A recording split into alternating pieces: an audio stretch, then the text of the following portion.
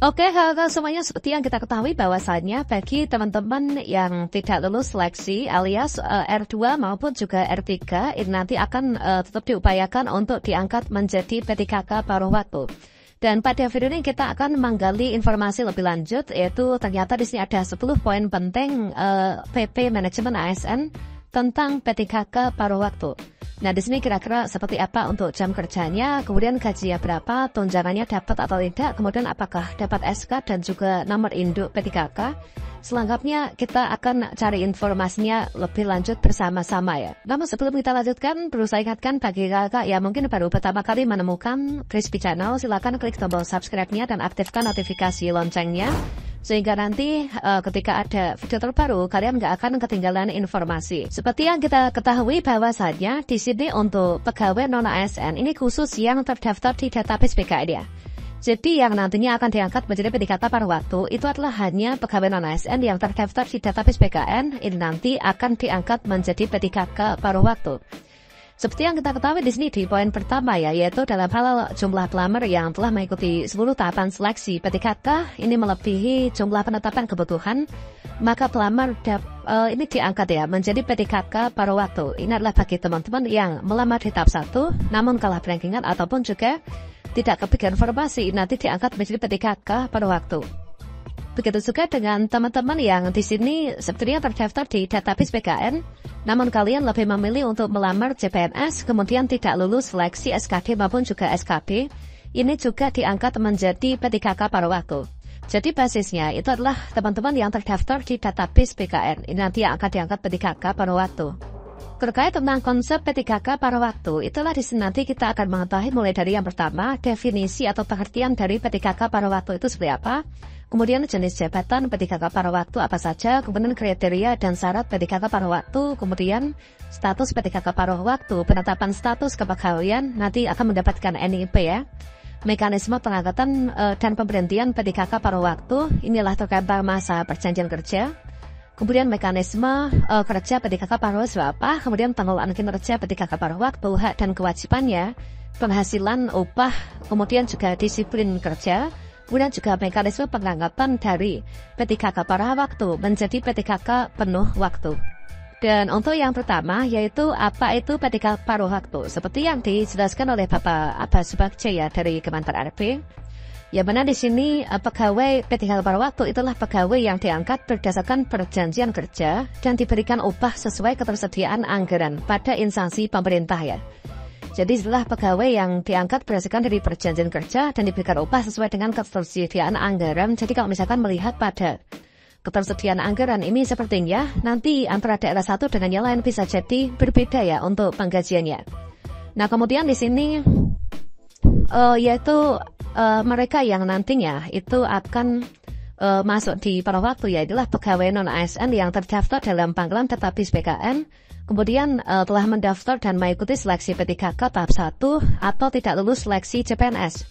Kemudian pelamar yang tidak mendapatkan kebutuhan atau formasi jabatan, ini adalah tentunya teman-teman di sini yang masuk dalam kategori R2 maupun juga R3. Ini adalah masuk ya. Nah seperti ini.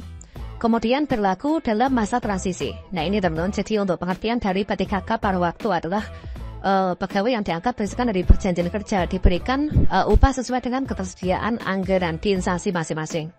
Kemudian kalau misalkan kita melihat pada kriteria dan juga syarat P3K paruh waktu itu adalah seperti ini. Untuk yang pertama ya, yaitu kriteria yang diangkat menjadi P3K paruh waktu, yaitu pegawai non-ASN yang telah dilakukan pendataan ya tahun 2022 oleh BKN dan mengikuti tahapan seleksi ASN tahun anggaran 2024 ya.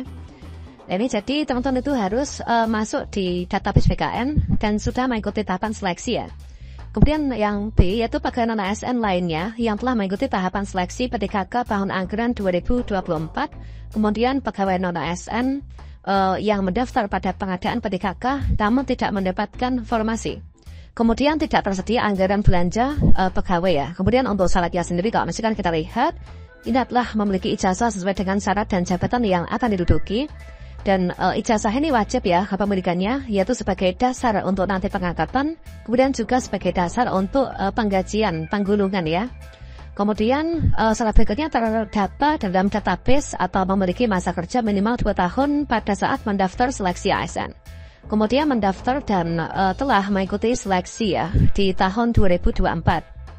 Kemudian terkait tentang ketika nanti kita itu sudah diangkat menjadi P3K pada waktu, ini nanti kita bisa untuk diusulkan ya, untuk diangkat menjadi P3K penuh waktu. Yaitu melalui apa? Melalui mekanisme usulan teman-teman.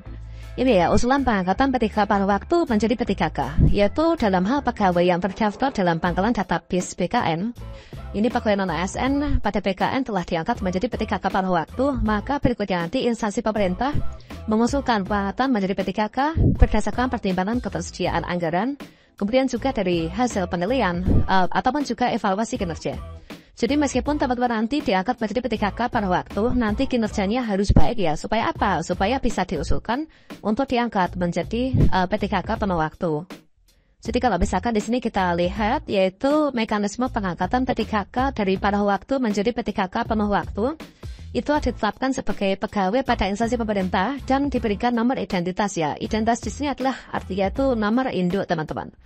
Nah berikutnya untuk tahapan pengangkatannya sendiri, ini adalah awalnya tuh PPK mengusulkan kebutuhan kepada P3K kepada Menteri Pan-RB. Kemudian Menteri Pan-RB menetapkan rincian kebutuhan P3K pada setiap instansi pemerintah ya, dan kebutuhan jumlah jenis jabatan dan juga unit penempatan. Nah setahunnya PPK ini menetapkan yaitu pengangkatan P3K ya, namun dengan syarat yaitu berpredikat kinerja minimal baik ya. Dan berikutnya tentunya ini yang teman-teman sangat dinantikan ya untuk yang nantinya diangkat P3K pada waktu. Jadi untuk penghasilan atau upah P3K pada waktu itu adalah nantinya diberikan upah ya, yaitu paling sedikit sesuai dengan besaran yang diterima saat menjadi pegawai non-ASN atau sesuai dengan upah minimum yang berlaku ya pada suatu wilayah. Kalau misalkan seperti penerimaan ketika menjadi non-ASN bisa jadi kita itu sesuai dengan gaji yang kita terimakan selama ini. Bisa jadi juga nanti akan disesuaikan dengan UMR di wilayah tempat masing-masing teman-teman. Kemudian sumber pendanaan untuk penghasilan ini nanti adalah berasal selain dari belanja pegawai ya. Nah sesuai dengan ketentuan peraturan perundang-undangan. Ini adalah untuk penghasilan tentunya nanti juga akan diberikan penghasilan yang juga lumayan besar ya.